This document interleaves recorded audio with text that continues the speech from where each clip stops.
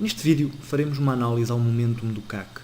O CAC, índice francês de referência, tem vindo a apresentar aqui um comportamento bastante interessante nos últimos meses. Repare-se, nós na última análise tínhamos falado aqui, estávamos na altura, a meio de um canal descendente que guiou o título entre meados de maio, sensivelmente, e finais de agosto, inícios de setembro, um canal bem delimitado que permitiu aqui fazer vários setups de entrada-saída e assim consecutivamente, até ter havido um breakout efetivo do mesmo, com forte movimento ascendente, que gerou então um movimento que até agora não tem tido uma interrupção.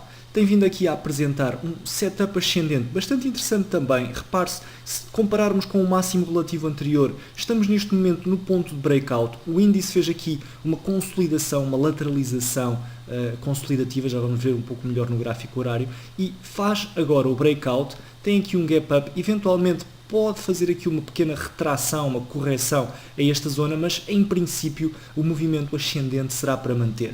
Também o volume, se bem que mais discretamente, tem vindo aqui a subir nas últimas sessões, não tão radicalmente como eventualmente poderia ser esperado após este breakout, este forte breakout, mas ainda assim com um sinal importante de alerta no sentido da pressão compradora que se tem vindo a fazer verificar.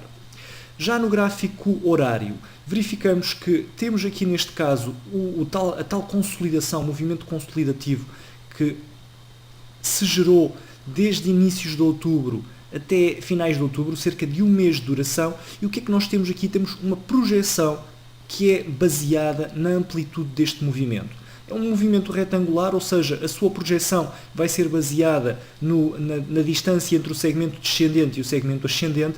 Já vimos que já foi atingida aqui a projeção que resultou após o breakout ascendente do movimento consolidativo, mas temos aqui neste momento outro possível movimento de consolidação que pode gerar eventualmente uma nova quebra em alta e pelo menos ter um ganho equivalente a este segmento. É verdade, podemos ter aqui uma continuação do movimento descendente, mas é para já mais provável que tenhamos uma continuação do movimento ascendente. Ou seja, o CAC está forte neste momento, vemos também, tem vindo aqui a ser acompanhado de um volume bastante forte, apesar de nas últimas sessões ter vindo a descer este volume, sinal da consolidação, mas para já sem quaisquer sinais de fraqueza associados.